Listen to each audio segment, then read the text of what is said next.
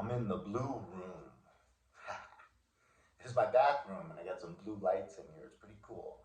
But yeah, I wanted to talk about. I think I found out the plan that the good Lord had for me when He introduced this roommate to me. And okay, and I had to laugh out loud and look up at this guy and say, "You're a pretty smart guy. You got things figured out." Okay, because I went down to management several times, probably about 4 times, saying, "I need help, I need help, I need help." Because he does weird things in the middle of the night. He starts yelling at me. Like, I stole the remote control. That was 3 hours one night. And then I just got back from Los Angeles. I had worked 6 hours in the hot sun with my son, moving bricks and heavy boxes and and then I drove 9 hours to get here because I left LA at 3:30, just heavy traffic. 9 hours, and right when I get here, he starts just. I think he's taking meth. He's a speed freak, I think, because whenever I'm around him, it's just nonstop verbiage. And so it took me half an hour to get from the front door to my bedroom door being closed. And as I would start to close it, he would just, I got it, one more thing, one more thing. Until like the third time, fourth time, I just like, no, I'm closing the door, I'm going to bed. I've said 6 times I'm exhausted. Good night, as he's trying to still grab me. Even as I shut the door, he's still talking through the door. And then, so finally he went quiet. And then I get in bed, and I'm falling asleep, maybe like 20 minutes after the whole thing at the door. He starts yelling at me about how he's going to put he's going to leave his food out. But don't worry, because he's going to put it up on the counter where the dog can't get it. I'm in bed. My door is shut. So, why is he yelling at me when he knows I'm exhausted? I'm trying to sleep, right? Well, then, a few hours later, because that's like 1:30 in the morning, and then at like 3 or 3:30 in the morning, I hear him stand up, take one step, and then there's a pause, and then it sounded like he kicked a table. He kicked some furniture on purpose because he took one step, there was a long pause, and then he kicked. And then he starts yelling out, "Oh, ow, my kneecap." He's told me about how his kneecap slides out of place sometimes. "My kneecap, I gotta go to the hospital. I gotta go to the hospital. Ah." So obviously he has no car, and the other roommate's not here, or he just stays in his room. So this was meant for me. He's yelling right outside my door. So I know I have to get up and offer him a ride to the hospital. And then he's like, I don't know. I might be able to fix it myself. I can help. Would you like me to try to help? And then all of a sudden, he just turns his back on me, walks in his bedroom, and shuts the door and turns off the lights. Like, I thought he needed a ride to the hospital. I thought he was screaming in dire pain. It was just a way to aggravate me. Just like yelling about his food.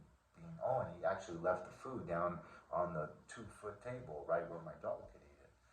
So everything is just bizarre and antagonistic and meant to. He's like some people call it an energy vampire.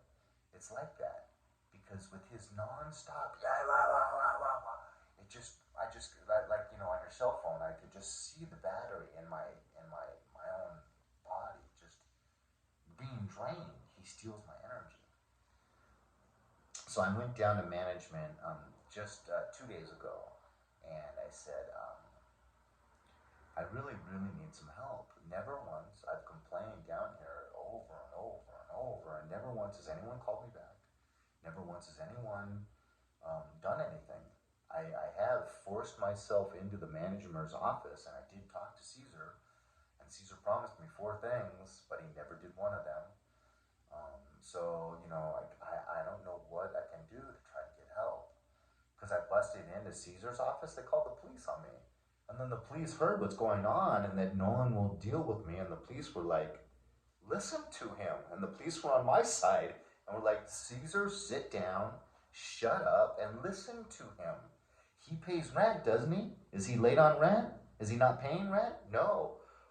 Well, then shut up, sit down, and listen to him. So that, but then false promises didn't do anything to help me. So, anyways, when I'm talking to a manager a couple days ago, he said, okay, well, we're going to help. I'm going to arrange a meeting for the two of you and me. And so I'll try to schedule it for tomorrow. But there are some, I think some things being done up there that could break the lease. I was like, I gotta say, the cigarette smoke really bums me out. He's like, yeah, that's against the lease. And I said, but I'm getting yelled at every morning for my bacon. I cook bacon in the morning. I never used to cook bacon. The only reason I do it is to get rid of that cigarette smell for a few hours. It smells great. I love the smell of bacon. My dog loves the smell of bacon. So we get to just smell bacon for a few hours in the morning instead of having to smell that nicotine. And then I said, oh, and I want to admit to something just so, because this is the only thing anyone can point the finger at me for, is that sometimes I do actually smoke to help me fall asleep. And sometimes even in the middle of the night when I wake up at 2, 3 and I can't get back to sleep, I'll take another hit or two. But I go in the restroom, I turn on the fan, which sucks the smoke out, and I shut the door, because they've even admitted that we don't really care that much about pot as long as it's not smoked in the general area. So I let them know that I'm doing it, like, so that they don't even smell it for sure. But then I just decided when I left the office that I've been wanting to not rely on this my whole life. So this is a perfect time for me to say, when he calls us into that meeting, I'll say, yeah, I haven't smoked in days now, because I didn't want to have anything breaking the lease. I didn't want to have any reason for anyone to point the finger at me. So it's a perfect reason for me to finally pull that trigger and say, no mas. And this is the way I think God works. He's got me this person where I have to ask for help over and over and over, but then they're going to look at the whole situation. And then that's where I flush this habit down the toilet, because I really, really, really need some help with this individual. And then they said, why don't you just ignore them, put your earphones in. And I was like, I just came from my Catholic priest, and I had an hour-long conversation with him, and he said the same thing.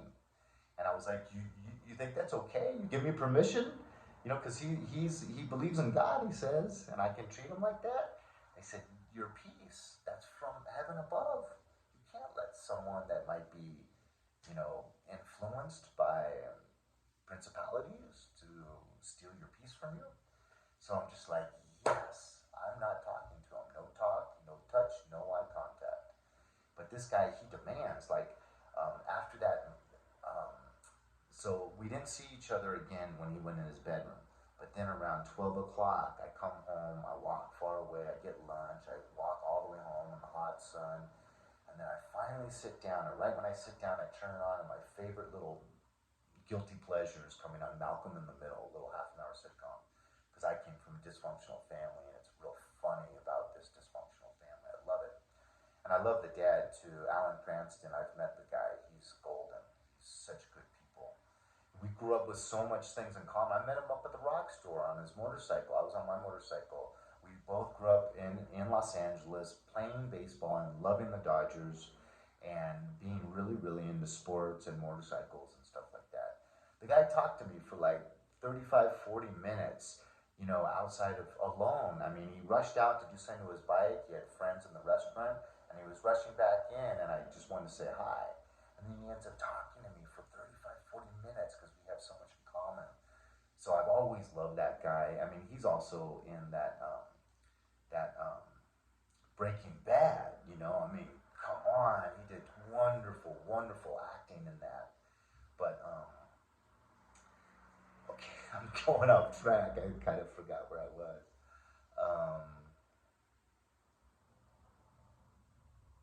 Totally lost it. Oh man, I'm so sorry.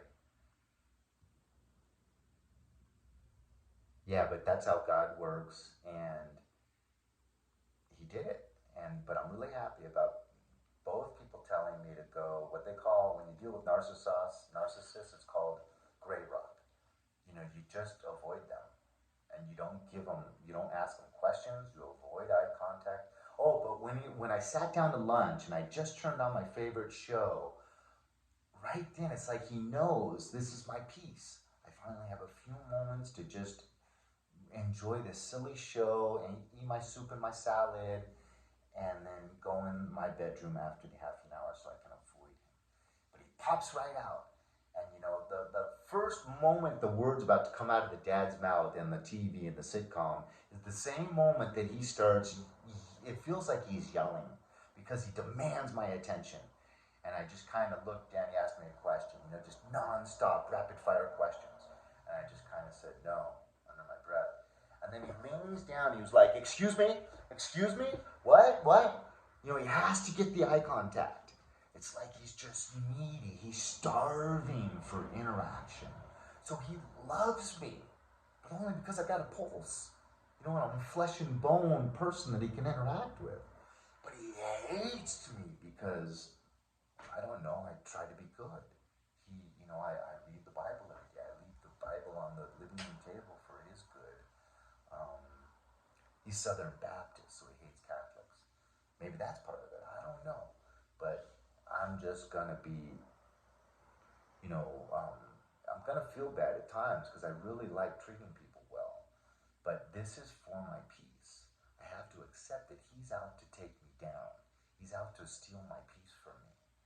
And first and foremost, I'm a child of God. That's how I identify myself. And I'm going to do everything I can to stay in his good favor and to stay in the fold. And him ruining my peace and getting me all distraught and having to go talk to priests and landlords and just feeling like out of it, that's not good for me.